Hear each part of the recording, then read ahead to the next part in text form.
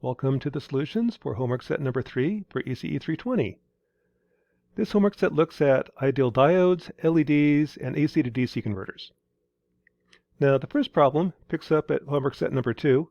Homework set number 2, we try to find the current and voltage for this circuit using load lines, nonlinear models, circuit lab. In this homework set, use an ideal diode model. Now the difference between an actual diode in blue and an ideal diode in red is that if the diode is on, there's current flow, the voltage drop is a constant, 0.7. If the voltage is less than 0.7, it's off, no current flow. And the two models are different. Close, but different. The beauty of the ideal diode model is it's much, much easier to solve. And in my mind, if you want to get more accurate, throw it in circuit lab. So for this circuit, I have to first figure out, is the diode on or off? Well, I've got 5 volts trying to push current through it. 5 is more than 0.7, so probably the diode is on. So let's guess the diode is on. If it's on, there's a on's down here. Resistors are always on. If it's on, it's a constant 0.7 volt drop across it, so I know right away this is 0.7 volts. Then the current is 5 minus 0.7 over 50. 86 milliamps, done. And kind of notice how easy that was. If I compare, this isn't required, but just for interest, homework set number 3, an ideal diode model says the diode is on, 0.7 volt drop, 86 milliamps. Actually, if I use a graphical solution, not numeric solution, circuit lab solution, experimental solution, I'm going to get different answers, but they're all pretty close. The voltage drop across the diode is right around 0.7. It's a silicon diode. And the current is likewise the same as well. That's the beauty of the ideal diode model. It's almost right and way, way, way easier to solve. So pretty much from this point onward in the course, we're going to be assuming ideal diodes. If you want to get more accurate, throw it in circuit lab. Let's repeat. This is another circuit that we looked at in homework set number 2. Find the voltages, assuming ideal diodes. So again, the trick is got to figure out which diodes are on, which ones are off. Assuming this one is on, I've got 5 volts pushing current. That says this is 0.7 volt drop. So I know right away that V1 is 4.3 volts. It kind of helps if you do your math right. Okay, let's assume this diode is on. If that's on, then this is 4.3 minus 0.7. 3.6 volts. And if this diode is on, this is 0.7 volts. Done. To find the currents, do we care about the currents? No, we don't really care about the currents. Well, as a check, the currents have to be positive. So I've got current flow through here. I've got some current through this resistor, some current through this resistor. Anything left over goes through here.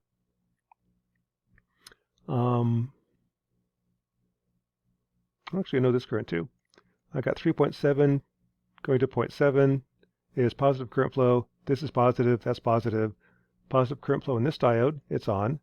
These add together, give you a positive number, that's on. And these three added together give you a positive number, that one's on. So that actually is the correct answer. Again, for diodes, you just care about on or off. Is the current positive for a diode that's on? Is the voltage less than 0.7 for diodes that are off? So there's my answer, assuming ideal diodes. And I can check. Here's what I assume for an ideal diode. Actually, V1 isn't 4.3, it's 4.19, 4.22, 4.14, depending upon which method you use. V2, 3.6 for an ideal diode, 3.41, 3.49, 3.40. V3 is 0.7, 0.8, 0.75, 0.75, all pretty close. Again, that's the beauty of the ideal diode. It gets you close, and it also gives you better intuition. Diodes are valves. They're either on or off. These 3 diodes are on. Okay, problem number 3 looks at an LED. If I have a Piranha LED, that kind of looks like this. The ones we have are common cathode, so they kind of look like this. I've got 3 LEDs in the same package, red, green, blue. and the cathodes all get shorted together. If I connect a resistor, okay, that's bad resistor, a resistor to power, that's kind of what it looks like. I can adjust the current flow by changing the resistors. If I want a very specific color, then I want a very specific current flow. If I want to output olive green, then red should be 6901 millicandles. The current is proportional. 20 milliamps is 10,000 millicandles. Their percentage of full brightness is that percentage of 20 milliamps, 13.8 milliamps. Then in the circuit, this is a diode. I know this is always 2 volts if it's turned on. Again, the VR characteristics for diode look like this.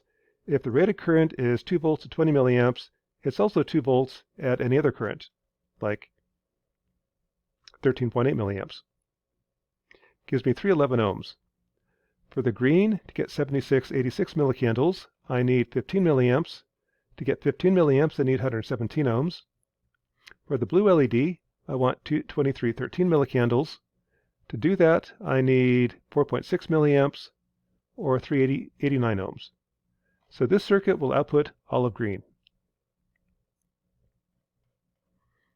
Likewise, change the color contribution. I'll get salmon pink.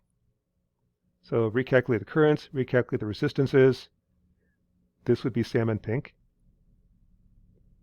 That's a hardware solution. In 376 embedded systems, we look at a software solution. I can keep the resistors fixed, and in software, vary the on time and produce the colors. Either solution is valid. I can change the current using hardware. I can change the current using software. Problem 5 looks at an AC to DC converter. So here I've got a sine wave coming in, called that V0. That's a 20 volt peak sine wave. And let's draw this a little bit better. So I've got a 20 volt peak sine wave coming in. The diode clips the negative half. So as far as the circuit's concerned, this is what the input looks like. I clip it when it goes negative, then I get the next half cycle, clip it when it goes negative, get the next half cycle. The diode loses 0.7 volts. So this charges up to 20 volts. The peak is 20. The capacitor charges up to 19.3 volts. When the voltage goes down, the diode turns off and the capacitor discharges. It then turns on again, then the capacitor discharges. So it's going to look like this. The peak is 19.3 volts across the capacitor, and then discharging. Find the voltage at V1 and V2, DC and AC. The DC term is the average. The AC term is the ripple. So this is kind of a hard problem to solve, so we're going to make a couple of approximations. Let's say, worst case, V1 is 19.3 volts. Then at DC, inductors don't matter, capacitors don't matter, I can find the current. The current flow is 19.3 volts across 95 ohms, gives you 203 milliamps DC. As the capacitor discharges, I have I equals C dV dt. I know the current, 203 milliamps, worst case. I know C. I know it's 60 hertz, so it's going to discharge for 1/60th of a second, worst case. And actually it's a little bit less. It's going to discharge and then turn on. I don't really know what this point is. I don't know what this point is. So let's approximate. Let's assume it's 1/60th of a second, which kind of assumes that the waveform at the input looks like this. It's a delta spike rather than a sine wave. So I'm going to be a little bit wrong. The ripple then is 1.69 volts. That's the AC voltage. So this is V1 AC, and the units are peak to peak. The DC voltage then, if I have a waveform looks like this, I've got the peak is 19.3. I know the ripple is 1.6 volts. The peak minus half the ripple is your DC voltage. DC voltage is 18.45 volts.